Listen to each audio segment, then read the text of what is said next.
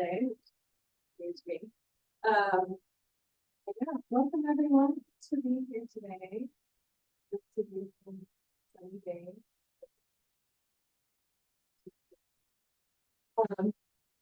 And yeah, so a few announcements before we get started. Just the sign-in sheet is in the back. So make sure at some point during today that you check that you've been here. And also we have some stuff in your mailboxes, so we should. And we also have food in the back, bagels, cream cheese, citrus, orange juice. So we will take a break. Probably.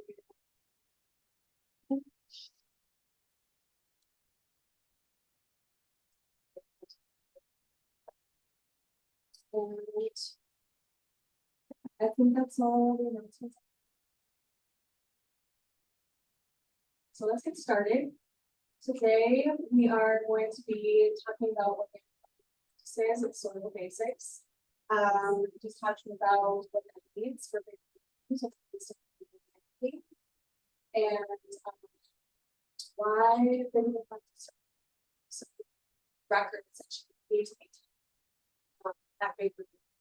So I wanted to start off with just kind of a reflection activity. I'll just kind of go around and be comfortable answering these two questions. So what are you most looking forward to growing this season? And what are methods you foresaw in your home country or in the US that reflect organic principles? So let's start with you guys over here, and then we'll just kind of go around the room.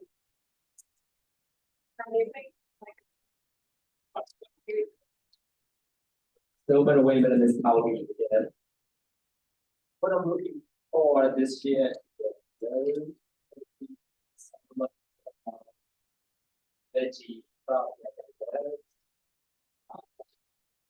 new choice or bad choice. Yeah. Bad that I see that should use fish manure and some sort of that.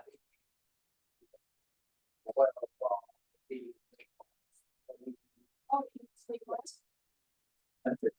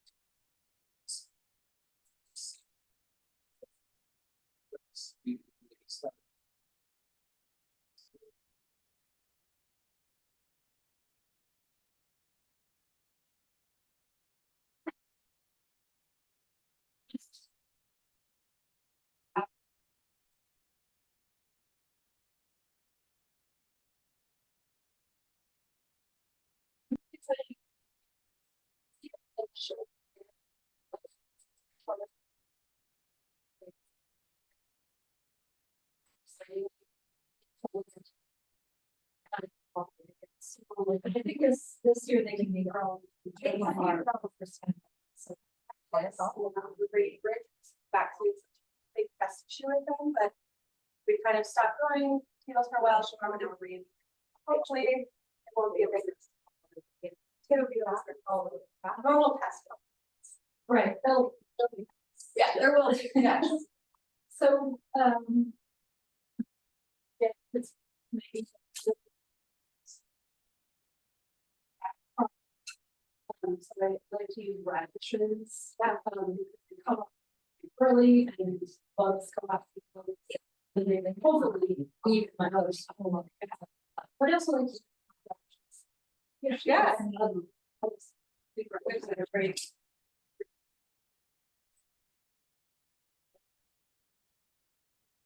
Hola, mi nombre es Mario y es mi segundo año en Big River y en el pasado trabajé con mi papá en diferentes clases Y este año pienso cosechar el Big River, tomate, chiles, uvas, sábanas, y debe ser mejor que el año pasado. And he said, my name is Mario. This is my second year at Big River Farms. I learned to grow crops with my father. We used to grow coffee, corn, beans. Now I'm trying to grow tomatoes, chili peppers, lettuce, and radishes. I look forward to my next year.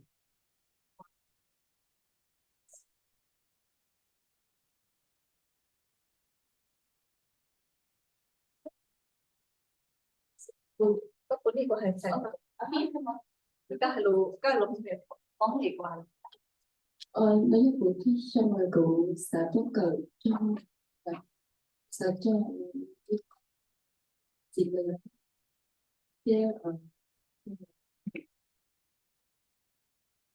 This is my first year, and this year I'm planning on growing pickle, cucumber, and some hot pepper and potatoes.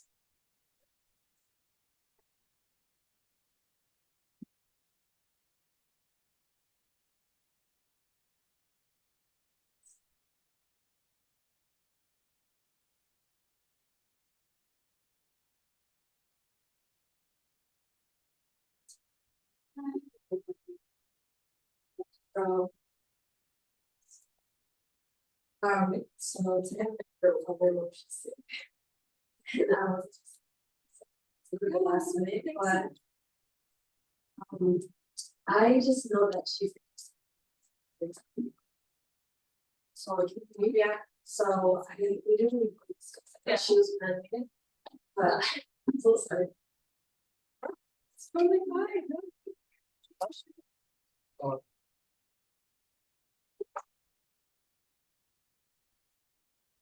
It's Winfred, and I'm looking forward to grow sweet potato.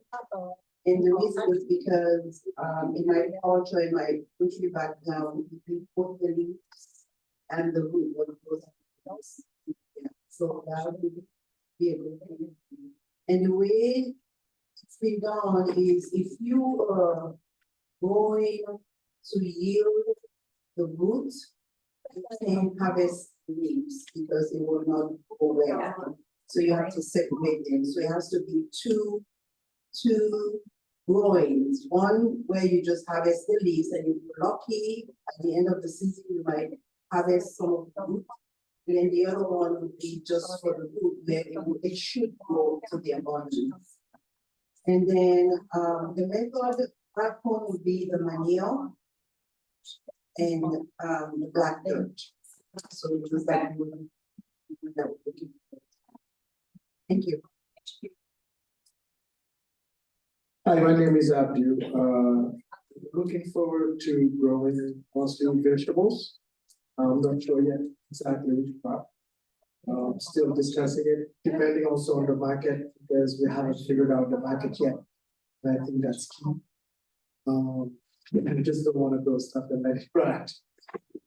So the methods that I've seen, overseas back home was also using manure. And also somebody else mentioned fish waste.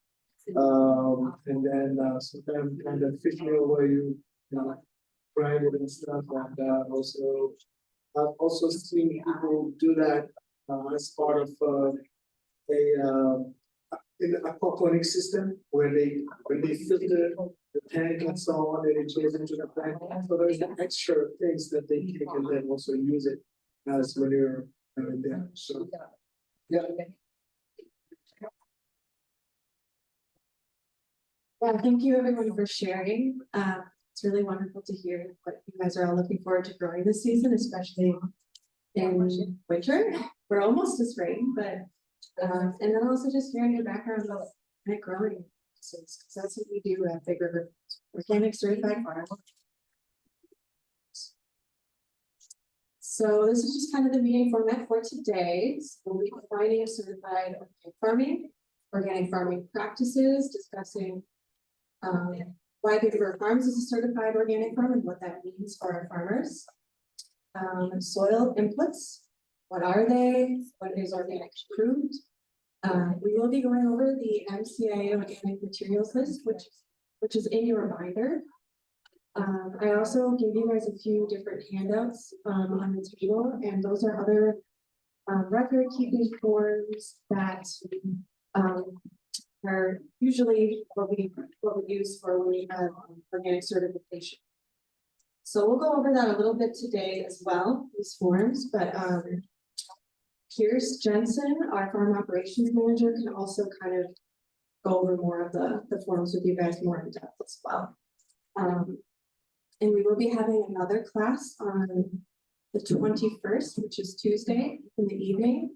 We will be having our certifier, Wendy Paulson, come and teach a class as well on how to apply for organic certification for your own farm once you have graduated from Big River Farms, but she'll be learning super in-depth about the organic certification process and organic farming.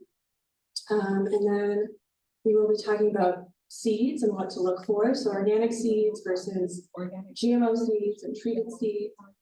And then we will be talking about that seed search form again. I know we kind of went over that in the first class. And then we'll talk again about the seed application. Because I know that there was a lot of questions about that as well. But we'll go over that again, and then we'll have space for questions and answers and discussion at the end. USDA organic defined. So yeah, Big River Farms is a certified organic farm. And I'm sure that many of you know this. This might be review for a lot of you, but this might also be new. But organic farming is a type of farming where your food is grown and processed based on federal guidelines. And you typically have to pay money to become certified, and you need a certification. You also need to keep records. Record keeping is really, really important. And then the organic guidelines address soil quality, your animal raising practices, disease and pest control methods, and soil inputs. Also, I should also add in there too seeds. It's really, really important as well.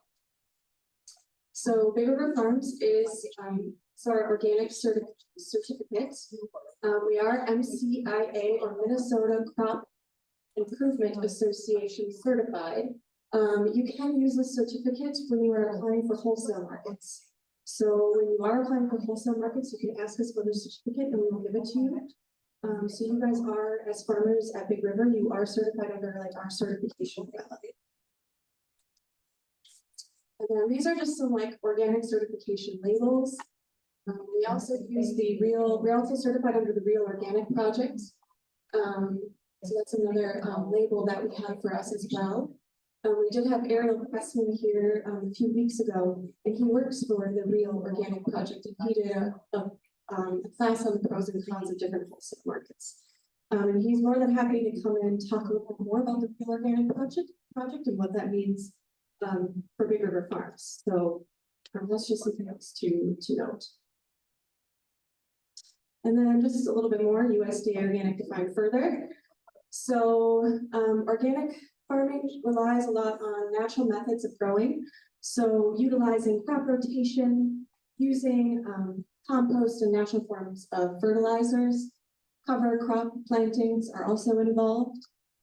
Using non-GMO seeds, incorporating biological pest control methods, which I heard some of you say this, that means just like hand picking and not using any sort of sprays or pesticides to get rid of your pests or to manage your pests. And then it's based on traditional growing practices from many different cultures. Sustainability in organic farming. So when I think of organic farming, I really think it's a coexistence with nature. We're farming with nature. We're creating an environment where life can thrive. Versus with conventional agriculture, it's single row cropping, pesticides are used, GMO seeds are used, and it's kind of it's going against nature. It's not working with nature. So organic farming, I think truly can be sustainable. You know, it's not always sustainable, but you can make it sustainable. Also focusing on growing soil and creating healthy land for future generations. It sustains the health of the land, people, and ecosystems. So you're growing healthy food for your community, for your family. And you're just, you know, you're also working with the land and coexisting with the ecosystems around you. So you're working, you know, you're not fighting against nature, you're working with nature. And then it relies on ecological processes, biodiversity, and the local conditions of the environment that you're growing in. So it's also just so important to get to know your soil, get to know the land that you're growing in, and test your soil. Testing your soil is really important. So testing your soil each year and really figuring out where the deficiencies are, where can you bring, what nutrients can you bring to the soil, right? I really like to think that, like how humans sometimes need to supplement their diet with vitamins, it's very similar to soil. Like soils, you know, you just need to give it sometimes a little bit of extra supplementation, and nutrients, and you can use like different soil health practices such as, you know, good quality organic compost, cover cropping, using different mineral amendments. And we will be talking a lot more about soil health in April. That's going to be the month of soil health. In back, we have Emilio, who's our sustainability coordinator. You know, talk about soil health, and we'll be working with you guys on soil health plans and soil testing. So that is going to be a part of our curriculum, and that is something that we really like to focus on at Big River. So at Big River, we cover about 50% and that's not being farmed at. And so we're also, you know, those are our practices at Big River. We also have perennials planted in the landscape as well. And we also, we encourage farmers to we will be teaching on integrated pest management. So we will be working with farmers on developing integrated pest management plans. So it's a more sustainable approach to and more holistic approach to managing pests on the farm. Are there any questions? Organic practices. So yeah, I mentioned a little bit about crop rotation, and this is really important. So it's really important for farmers to be keeping.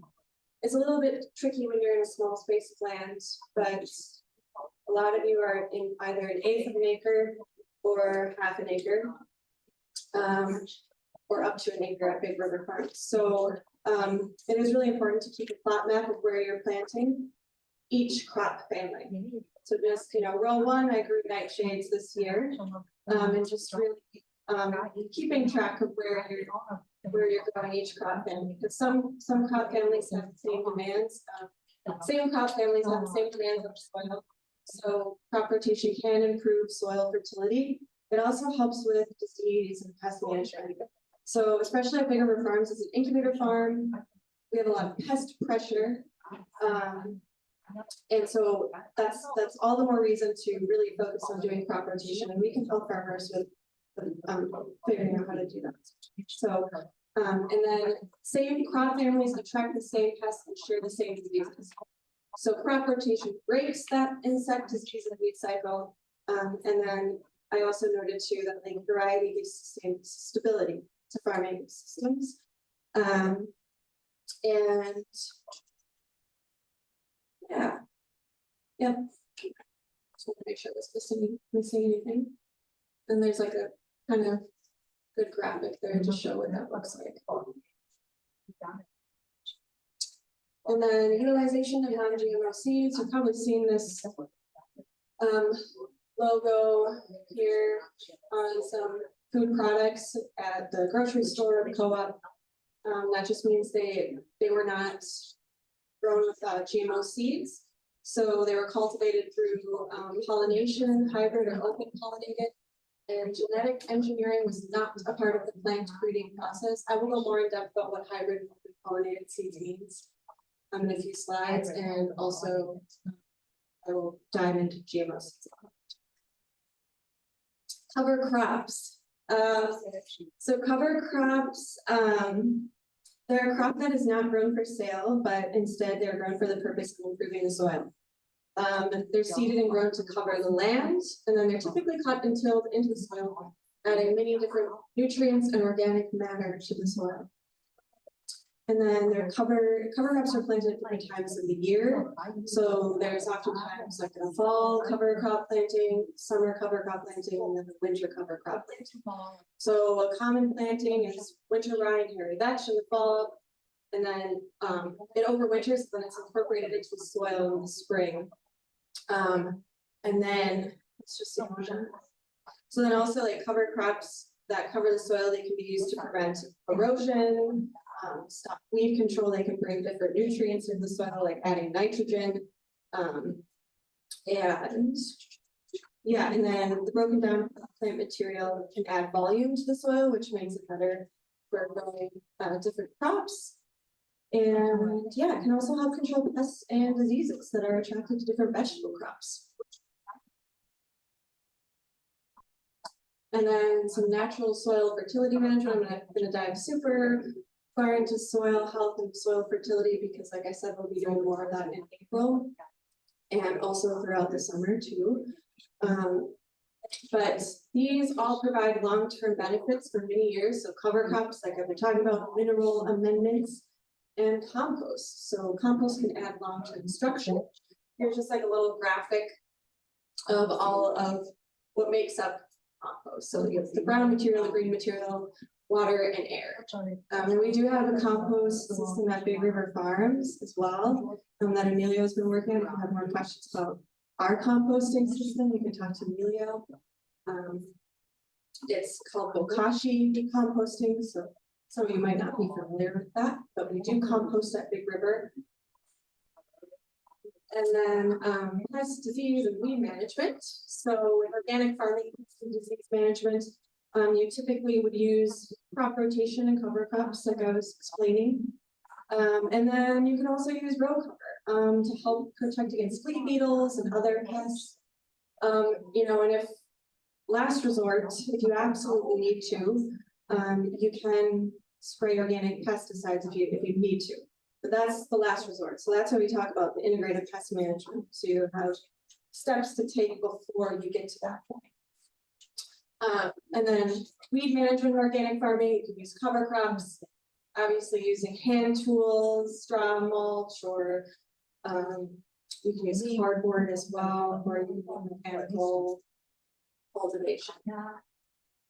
So why is Big River Farm certified organic? This is our farm. I think it's kind of an outdated photo, but yeah, it's a little aerial photo of it. So essentially to care for the lands, the health of all of the farmers too, because it's so much healthier for us to be growing organically, for farmers to be growing organically than, you know, using pesticides and GMO seeds and all of that is not good for you. So, and it communicates our practices to customers and lets them know that we are inspected by a certified group. Also, certified organic foods do cost a little bit more, so you make more money selling organic foods versus conventional. And then training purposes, like what we're doing now, training all of you on how to grow organic, what records to keep, how to apply for organic certification, all that. And then it just creates the same standard for everyone on the farm. It just makes sense that we're certified organic. It wouldn't, you know, if we had someone spraying pesticides over here and someone trying to do organic, it doesn't work. So it just works out that we're certified organic, everyone has the same standard. And then, yeah, soil inputs. What are we putting into the soil? This is really important when it comes to organic farming.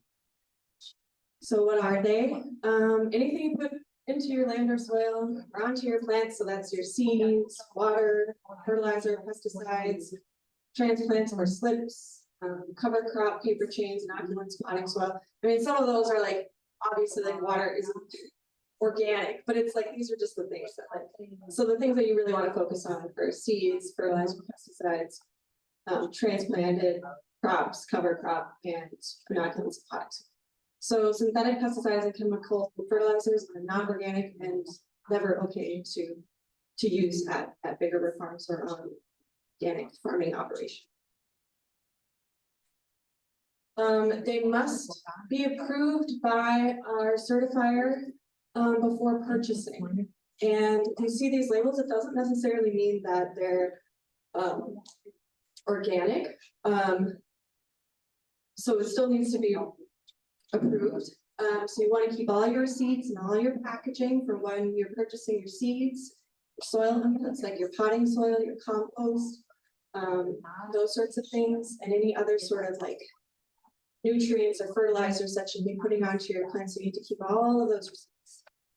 So whatever that looks like for you, maybe you leave them in your binder, you have, like you can put them in, something like that. So we can kind of go over the MCA input list. So these are all the things that are approved through our certifier. So you guys should all have this materials list and review request crops, wild crops, in your binder. And there's just like a long list of what's approved. So there's like potting soil, soil amendments, fertilizers on your compost. So when you're purchasing some of these things, you can refer to this first, maybe. Oh, this is on the MPA input list. I can get this. Sorry, I know it's kind of so much information in the documents.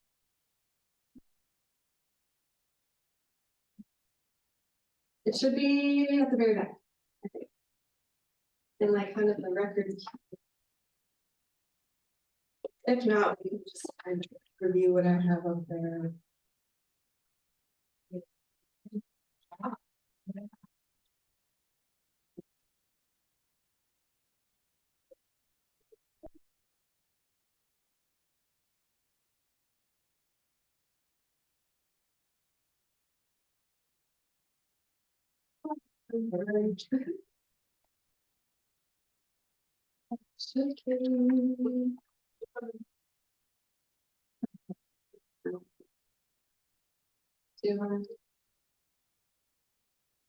Sure.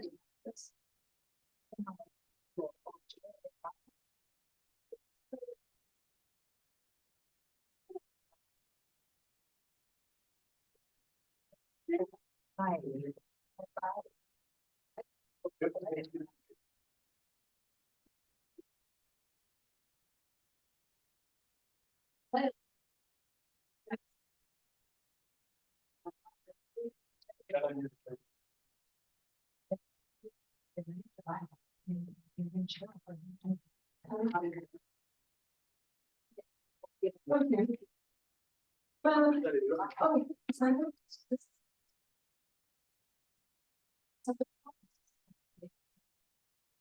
Yeah, that's it. That's it. So it looks like this, yes, and then there should be a first. Yeah. Oh, weird. This is X, yes. Here you have the first page. Nothing, y'all, page, Yeah, so basically, I'm just trying to show you guys this form so that you know you have it. To look at it for when you're purchasing soil inputs. she didn't have the copy here. Oh, okay. Yeah. If you don't have a copy of this, let me know at the end of class and I can print out more copies for you. Okay.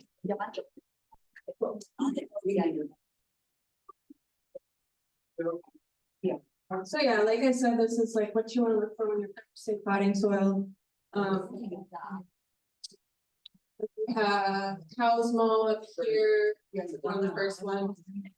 Very common, popular potting soil that you can find.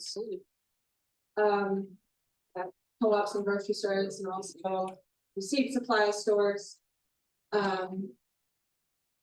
So yeah, like this is just kind of the list for reasons of use, so there's. You can kind of figure that out too. So yeah, this is just what you want to refer to when, before purchasing any soil inputs, to ensure that they're MCA. And if you need any help making those purchases. You can reach out to me or Pierce, our operations manager. And we can help you guys make those purchases.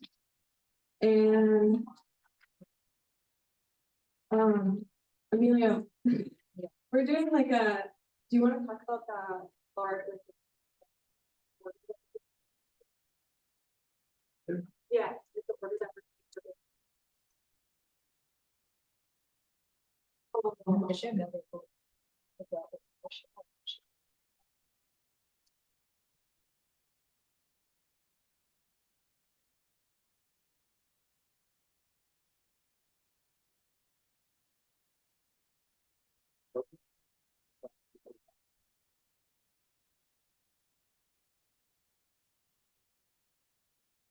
Okay, yeah, so there is the option to do a bulk order purchase for potting soil and compost to Big River. And by doing that, you can just let us know if there's a group of you that want to buy potting soil from the same supplier, Cosmo. Just let us know and we can help make that order happen. And it cuts like the shipping costs, so it's a little cheaper to do it that way. And we can also help you figure out how much potting soil you need. If you're farming an eighth of an acre. And then I know that some farmers are farming an acre, so we can help you figure out how much potting soil that is, how many like cubic yards that is. Any questions? Yeah. Yeah, so it. You can. So we can all hear. Okay, so for the ordering of the pouring soil, if you decide to go on your own, let's say you have 1 or 2 or 3 of your own. Orderly. You have to come to you guys and make sure it's been certified before we put it in order, or we can go ahead and order it as long as it says. Yeah, you can do that, as long as you like look at the list, and you know it's organic, you don't necessarily have to do it with us or make that purchase and trust that. It's, you know, use that list Yes. that you'll make, yeah, and then we can help make like a bulk order for you, like, so it will come in like a large shipment, so like this, like how's milk can come, and they're trying to bring like.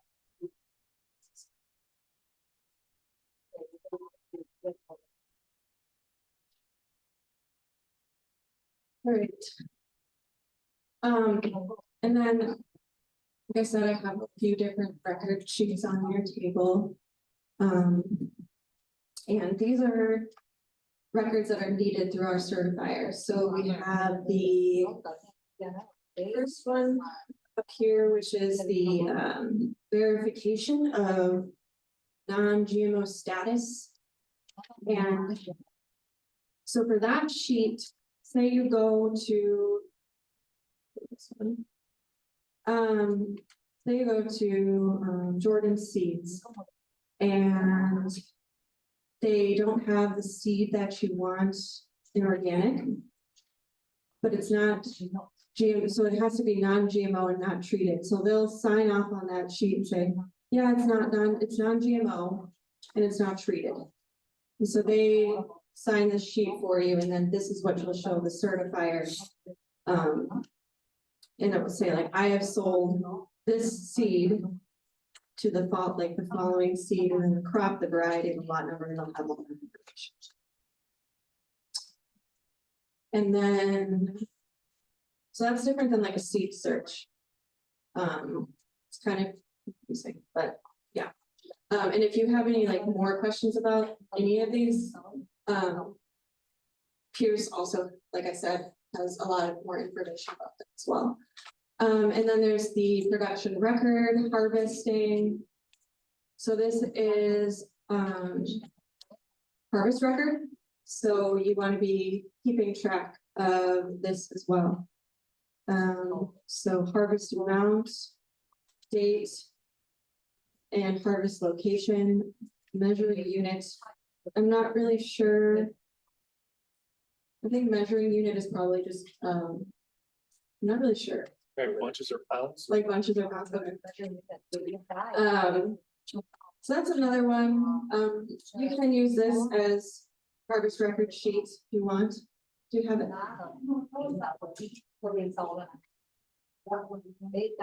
This one? Your application? Oh, yeah, sorry, it's on it's. I'll hand them out today. Yeah. Sure, yeah. And then you have your plot map. You can use this if you want to create your plot map, and this will help you do crop rotation and stuff. And you're gonna show the certifier these forms when that time comes, which is in the summer. So we have our certifier come out, we show them all your records, and we help with all of that. So we do like a pre-inspection meeting with you guys, make sure you have all your records. And then we have the certifier come and we set up a meeting with them, they go through all your records. Really good experience. And then there's also the flower, fruit, herb, and veggie list. Can't see it really on here, but and then you just indicate which crops you intend to produce this year. And then if a crop is not listed, you can write it under other. You probably might have and then, yeah, you can just like check these boxes. This is another form that you'll likely be showing the certifier. Any questions about those?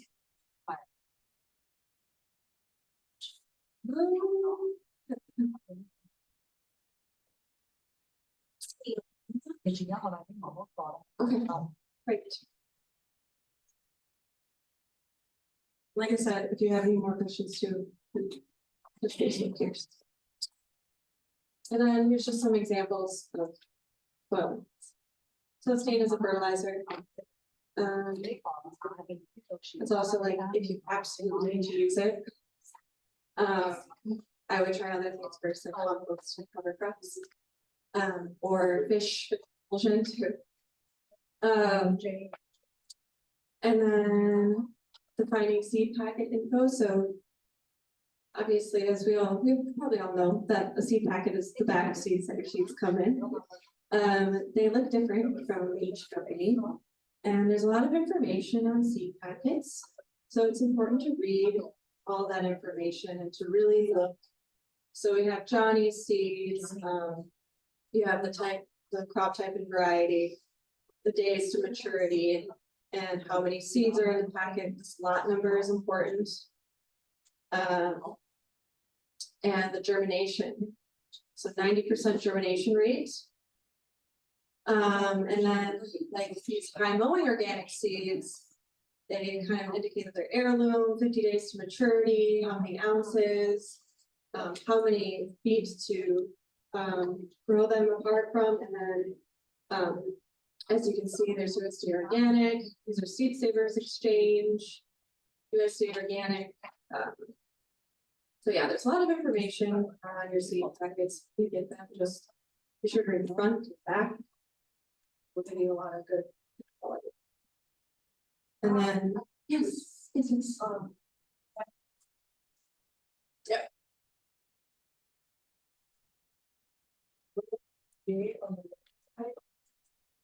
By the way, yeah, what is that? And you just, yeah. That's it. Yeah, that's it. So what is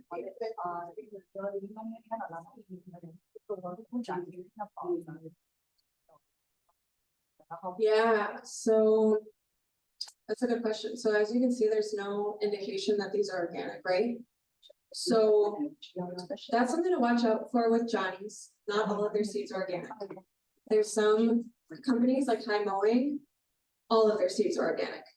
So when you're looking at Johnny's, you really need to be sure. I think I have another slide that really shows what on the website you'll know if it's organic. I think it's like OR. It's You think, organic. Yeah, So not saying organic out from here.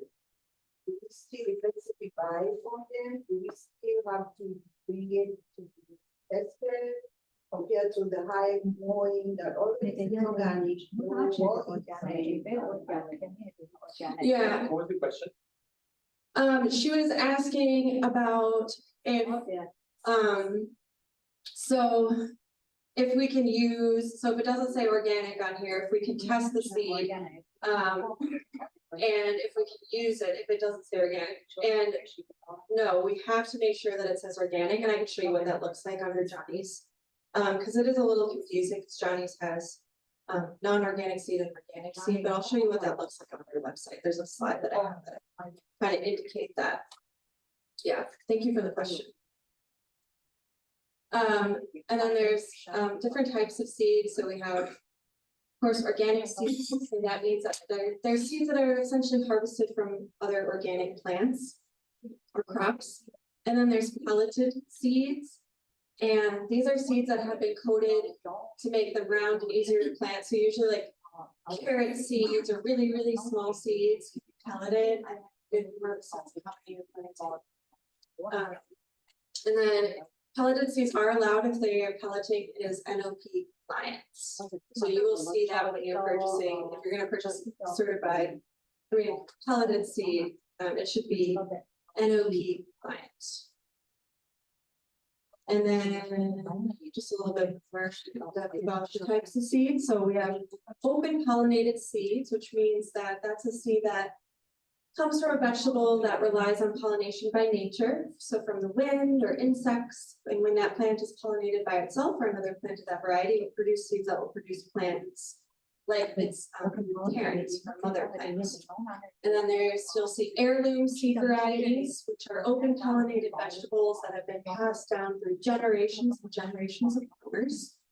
And then you might see hybrid seed, which is a vegetable that is created with two different varieties of one vegetable and are cross-pollinated in an attempt to produce a plant that contains certain traits from each parent, a natural process of the members of the same species. So these are all natural processes. So, and how to get seeds. All right, now we're gonna get into GMO seeds. So treated seeds, that is a seed that's been covered with a chemical, which is usually used to treat or kill bacteria or fungus, and those are never allowed in organic farming. And then GMO seeds, they are engineered particularly to withstand herbicides and contain substances that are toxic to certain pests and diseases. And then their seeds of this type are not considered organic because they're genes of completely different organisms that are implanted into the seed, which may be referred to as transgenic seed. And yeah, they've been intentionally altered in a way that is not possible in nature, so they're never allowed. And then I will say too that like the most common crops that you'll find that are GMO seeds are beets, soy, corn, rapeseed, which is what makes canola oil. Those are really common. Grocery store shelves are really like a common food source that we have in a lot of our foods. But those are the main GMO crops. So there really truly isn't a ton of GMO seeds, but they are trying to create more. But those are the main ones to watch out for. And then what kind of seeds to buy? So to be certified, you must use organic seeds unless you have a very good reason why. And then, so like those possible reasons might be that your organic variety was just not available. So you looked at 3 different organic seed companies for that seed and you couldn't find it. So you do that seed search for it, right? Or maybe it's a culturally relevant seed or a seed that you saved for a few years. You can utilize the seed affidavit for saved seed and just inform us that it's been grown organically and where you grew it. So for instance, if you grew it at a community garden, you can say, I grew it at this community garden, it is organic. And I'm gonna be using it this year to grow. So finding organic seed, so pine mowing seed, like I said, all of their seeds are organic. And then Johnny's Collect seeds, so you wanna look in the catalog and online, but when you're looking online, it will indicate organic hybrid for spring and summer planting. And then it's been organically grown. And so it will indicate that on the website or in the catalog. And I think we also maybe handed out some Johnny Seed catalogs at the first class. So if you guys ever want to look through those together and make sure that you're purchasing the correct seed, that they're organic, we can help you with the seed purchasing as well. It can be kind of complicated. Yeah. Seed Savers uses the organic logo. So they are organic as well. And I will say too that this year we will be actually taking a field trip to Seed Savers Exchange in Iowa. So we can learn all about their operation, seed saving and all that kind of stuff. And then, so this is when it gets kind of confusing. So this is Territorial Seed Company. They list that it's organic and conventional together. So that would not be considered organic. So it can be like, yeah, it's a hybrid variety, but you know, it says right here, conventional and organic. So I would say, don't buy that. It doesn't make much sense why they would put those two together, but just be very, like, you just have to be very aware when you're making these purchases. And then, let me see what okay, we can take a break in just a second. Actually, let's take a break right now, like a 5-10 minute break, stretch. Sorry, grab food in the back, and then we'll. No, you're good. Get started. Okay.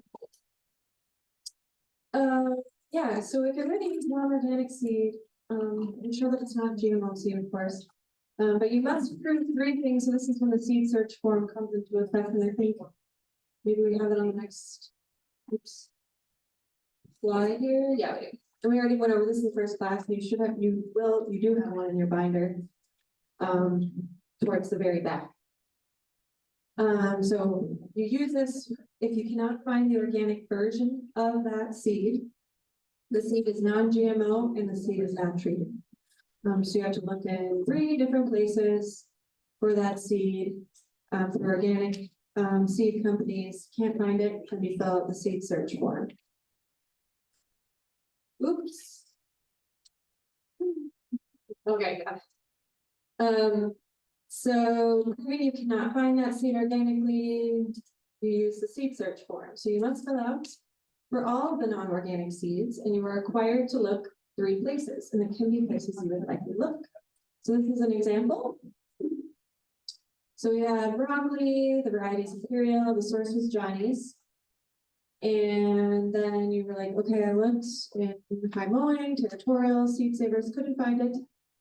And so then, yeah, the reason for non-organic is the variety. So Johnny's, like I said, not all their seeds are organic.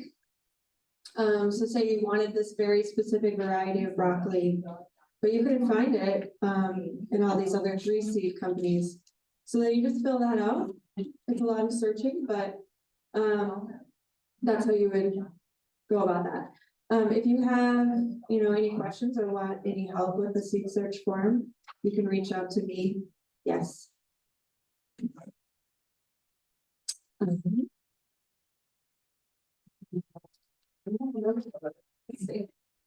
Should be towards the back, actually. Oh, you did?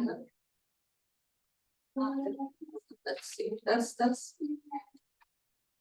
participation agreement, so move from the. No.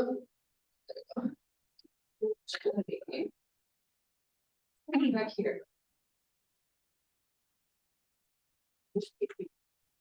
Reading along.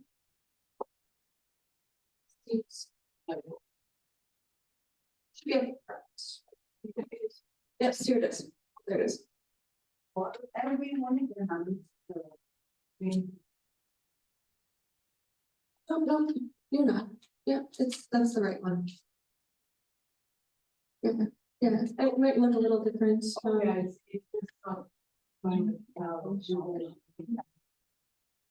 Yeah, so the reason for non-organic is on the CP. Yeah, it just printed out that way. Okay, Yeah.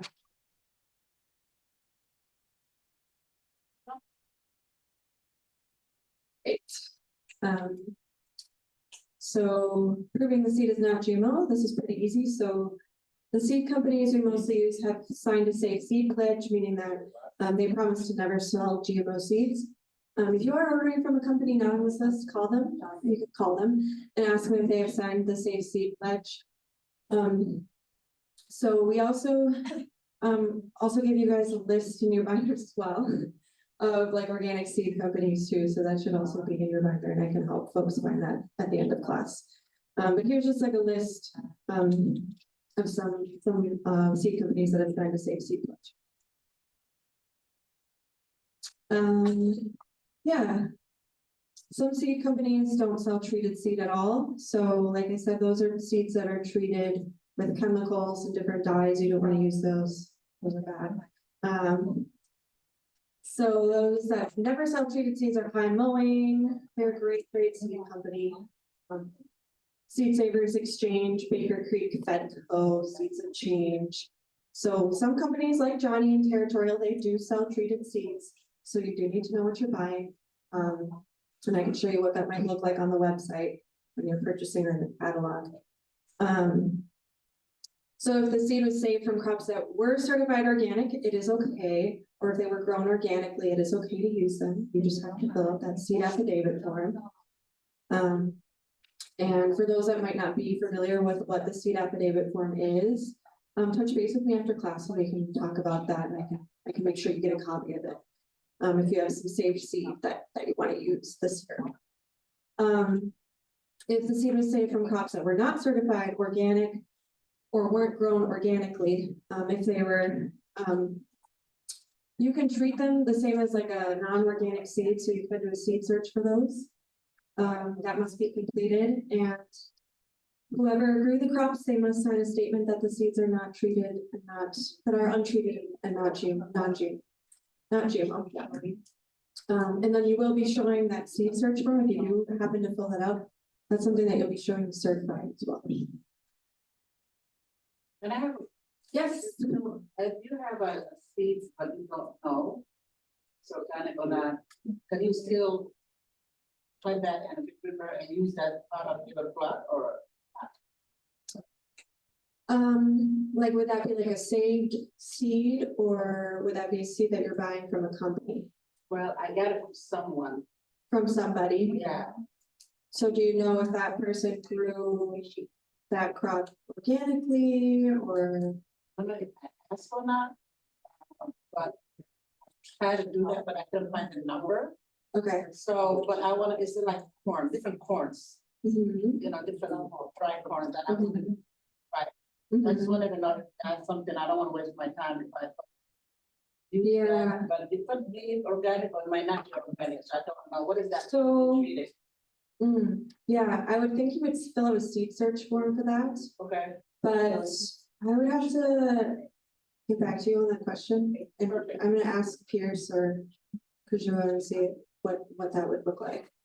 If that would be like a seed affidavit or a seed search. So, yeah, good question. Yeah. Any other questions? Okay.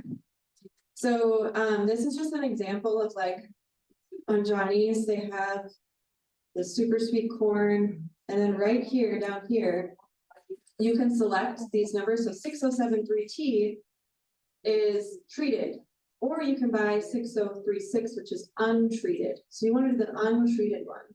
You are, gonna buy this variety. So just make sure you're looking. Yes. Oh, yeah, it doesn't say right there. Yeah, I think.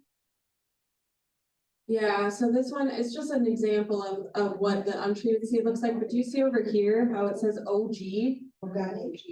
This one's organic, yeah, so that's what you wanna be looking for, yeah. Mhm. Yeah, okay.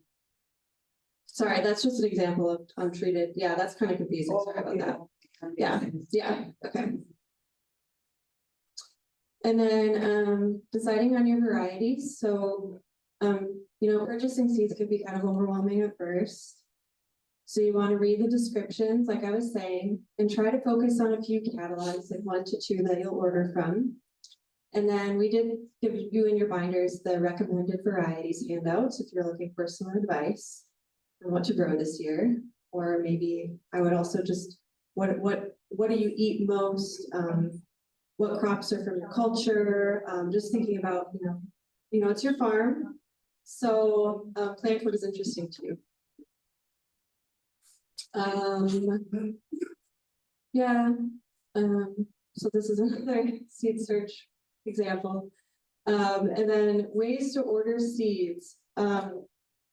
So you can order them by weight or by count. So by weight in ounces. The seed catalog will list how many seeds there are in a pound or ounce. So 1 pound, 16 ounces. You sometimes order seeds by the M. So 1 M equals 1,000 seeds. And then how much do I order? So you're gonna use your crop plan for this. So this can be this can be a little tricky. But we're here to help you guys with this, yes. As a prop, it's in the spreadsheet, right? Is there like an application that you would recommend of helping plan? Instead of going to the spreadsheet, because with the spreadsheet, you have to do some modification of the formula.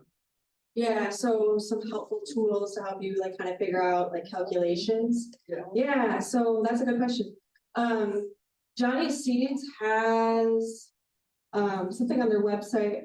Well, I could pull it up, but I can show you after class. I can show everyone after class. They have a calculator that you can use on their website. They have like a resource page for farmers where you can calculate how much seeds you need based on how much land you have or how much yield you want to get from that crop. I can show you what that looks like. So there's a lot of different resources out there to help you with those formulas, calculations. And I can also send those out too after class as well. Yeah. For transplanted crops, you have the number of seeds and the flat size times the seeds per cell, and then you want to grow a little extra. I like to say 15% extra, just in case, anything could happen. Like maybe the seeds don't germinate, that sort of thing. So always plant a little extra, so plan for that. And then direct seeded crops are a bit trickier, so there's a plant spacing handout that is in your binder as well. And then this is just like another little calculation formula that you can use. But there are, like I said, different resources that help assist in this process. So you do seeds needed divided by seeds divided by foot times bed feet times row divided by bed times a little extra. So we can help with this. I know it's a little confusing at first, but we're here to help support and mentor as needed. Okay. Use your records. If you keep good records, like I really encourage you all to whatever records that you keep this year, seed packets, receipts, all of that, and then the records that are needed. Just keep those and you can use them for purchasing your seeds next year. Yeah, and then this is the organic certification checklist for Big River Farms. And I don't think I printed this out, but we'll be doing like a pre-season certification check-in with myself and likely Pierce as well. So we'll meet with each farm team, we'll go over this list with you, make sure you feel comfortable and you feel ready to meet with the certifier. It sounds intimidating, but I think some of our returning farmers can vouch that it's a pretty easy process. It's not, they're nice. And we're here to help and support you. So you need your plot field map, your list of crops. If you used any cover crops, some of this might not all be applicable to you in your first year. Your seed search form, if you're going to use one. Seed receipts and seed packets, absolutely need that. And then planting records for both greenhouse and in the field. So your greenhouse record, that's also in your binder as well. Amendment mulch compost record, so when you applied it and how much, well, I think it's more important about the date of application. It's kind of hard to determine how much you use, but just keep those receipts from those amendments. Sale and harvest records. Are they farming anywhere else? I need to know that. Most of them are not. If you have any branding, show them that, save seed affidavit form, you're gonna be using that. List of all the markets that you're selling to independently, so not with Big River Farms, if you're gonna use any other markets independently. You need to let the certifier know that. And then if you received any donated items from other farmers at Big River, so like, say maybe you split, maybe you shared seeds or soil. Just find a way to document that. And you'll have to show them that. And you might receive like an invoice from that farmer or something like that to help keep track of it. And then for returning farmers, you'll need your sales records from last year and this year. Harvest records, it's usually either or. So you can either show them your harvest or sales records. Whatever you feel like you keep most of, usually the sales records for most of our farmers, we will keep those. And then if you're leasing any Big River Farms perennial plants, so we have an opportunity for farmers to lease perennial plants at Big River Farms. We have asparagus, strawberries.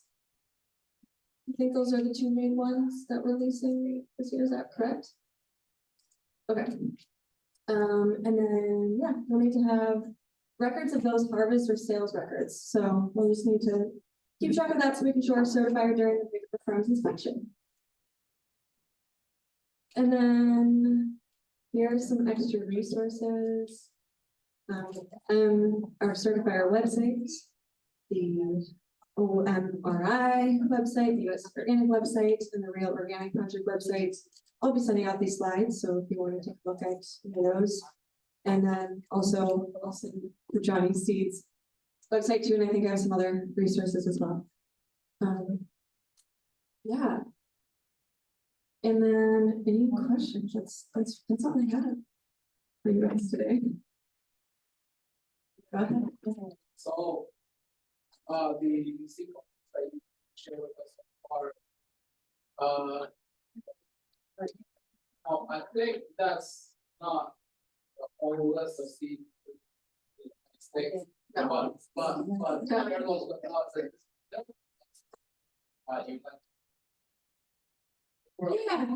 You Yeah, I think it's just because those are like the most commonly used ones at Big River Farms, what most of our farmers have been using, most farmers in Muskogee use as well. So some of those are like locally sourced seed companies. Johnny's is just like a kind of like universal seed company that a lot of farmers use. And yeah, they're a trusted seed company as well. But yeah, we also have a listing binder too of other seed companies as well. But those are just the ones that we advertise. I mean, you can find other ones too that are organic. And if you do, and if you want help like figuring out, is this okay if I'm gonna buy this seed? Discuss, you know.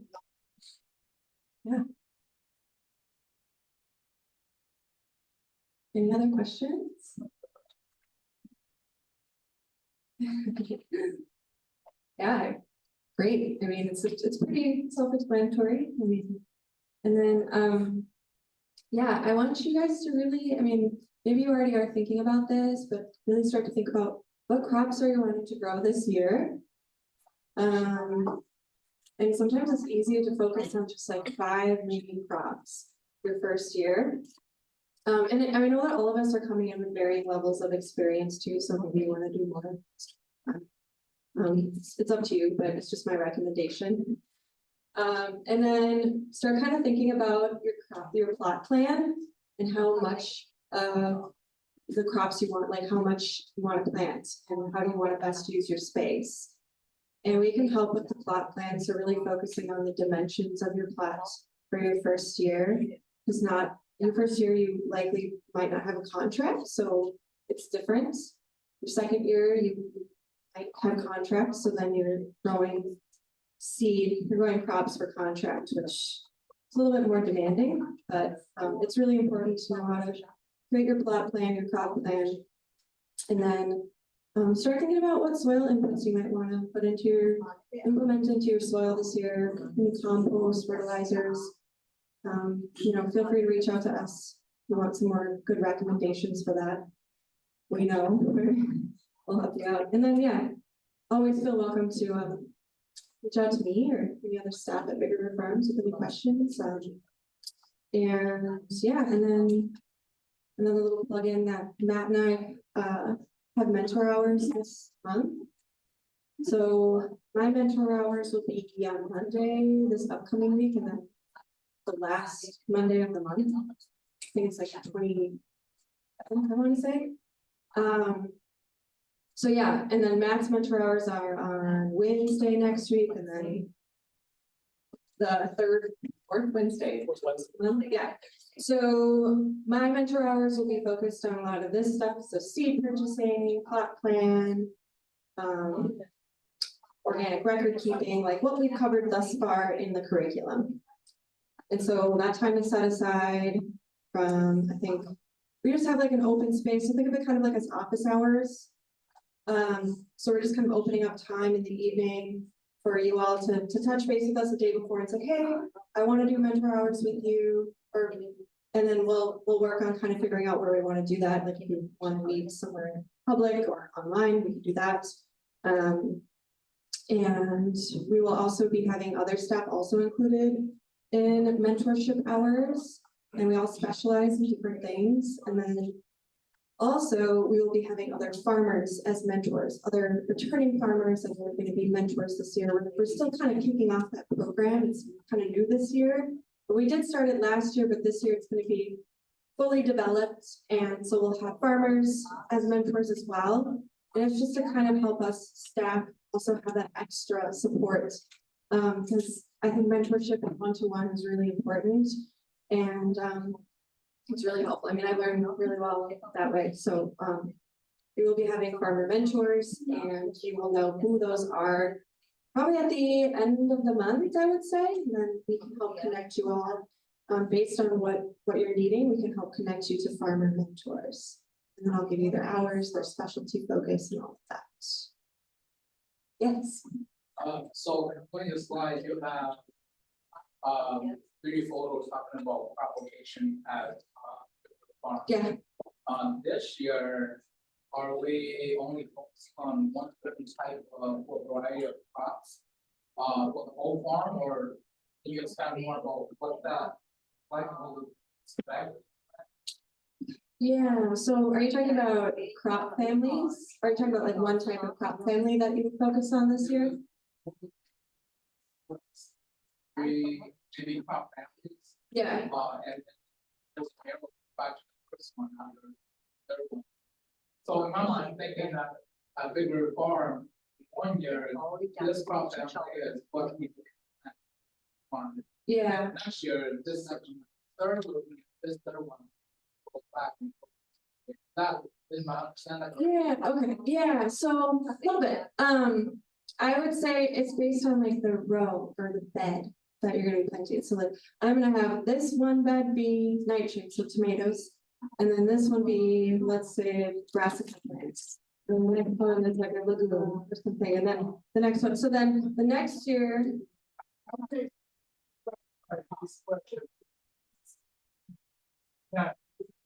As farmer are going to be asked to plant a certain crop, right?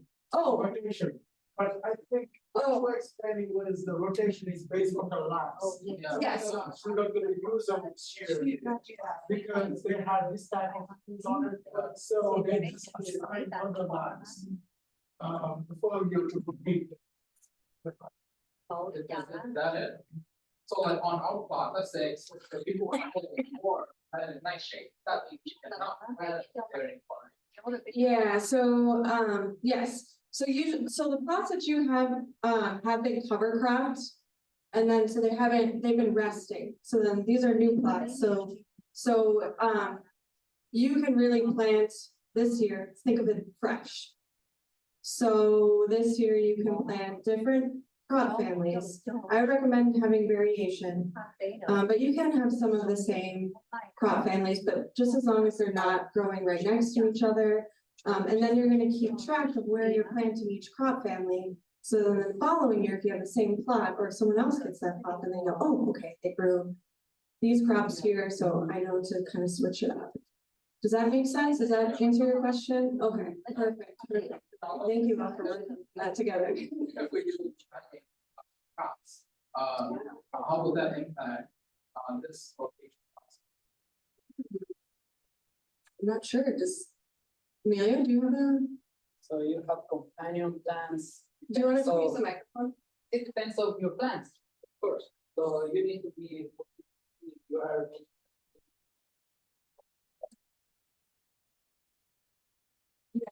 I think that's the point. So the point that we are going to monitoring so far, so because the last year we were monitoring the families that you are planting. But now we are going to keep records of all your maps. So in the future, we're going to have all the records through the years that is the history. Right, highly recommended that you have a very nice map with that. About the crop planning, so it depends, so we need to plan your plan your edges. Or the families even.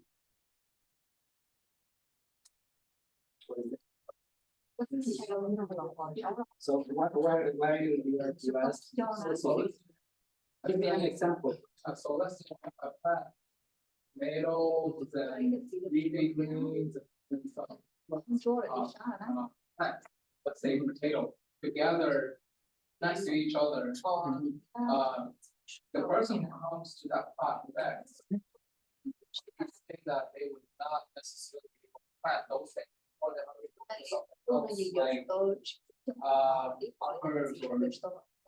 Yeah, that's the point, that we, for example, if we are going to, generally, we make cover, we add cover crops. Fine, but in the case that we are going to use, you are not going to continue, we need to have records.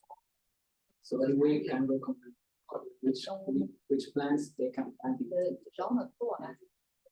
Especially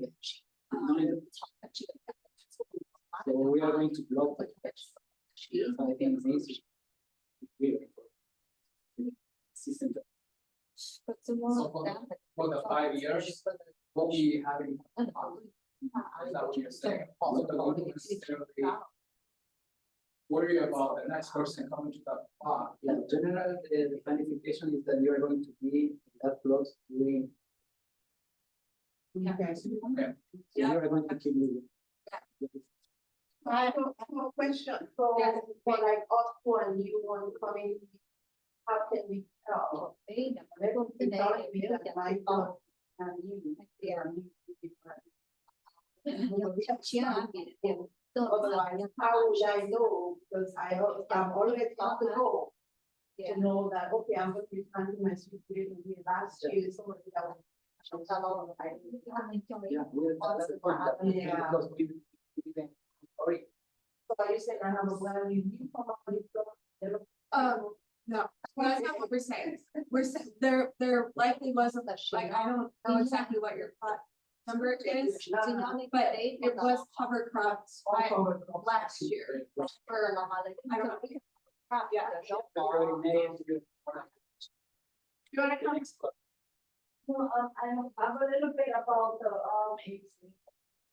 I think that if you come, last year, some farmer working there, you might see that you may not know it, who said what. Yeah. And that's why we do organic. Our practice is to keep record. And so we have all record that past 7 years, we have to keep that. And so we look at the record that, oh, last year, this farmer, they already transition out. Then the new come in at that part of land, that so we already have the record that, okay, this year, this person plant soybean in here. And so we know exactly who have it. That's why we have this class for everybody, and that's why we want every farmer need to learn how to practice, to keep record. And so we keep record too, and so when the MCIA come in, it's easy for us and easy for farmer too. And so that's why, we say record keeping, and we talk about, pot plant also, like he said companion planting, that's why he record, that we know who's doing what. And if the main one that you are companion planting, like, tomato, that a big area that gonna be main one will be tomato, then next year we don't plant any nightshade in there. And, I will not be able to see, brassica in there also because in the companion, we have, brassica in there, that skip that one. And so you can plant something in there like corn, and so that's all we keep record. And so don't worry about if you come, you're gonna get the same plant that, the past farmer plant the same variety that we have really good record in there. At least if farmer transition and now they're not gonna get us the record from the land that we may not rent the land if the farmer like that plant. We may not rent because we don't know the record, and so that area not gonna be certified through MCIA either. So they're not usually the record. What they can ask. Is that covered? Or any other question about that? So if on my plot, I only plant one plant, I put whole plot. Next year, I should not be planting that same plant. Okay, I want to clear for you because you have really good question about that. And so, yeah, like you only plant like example like carrot only, and next year whole land, then next year you're not gonna plant carrot or potato at all. Because they are roots, and so they are same, pull out same nutrient, and then you may not plant them at all. And so you can find a new land for you, or you can change another variety. And just to further clarify that, within our individual, say if there are 5 rows. Usually, and plant 20 rows. So next year, we can rotate within our plot, right? So within the 5 rows, we can scooch. Yeah. So.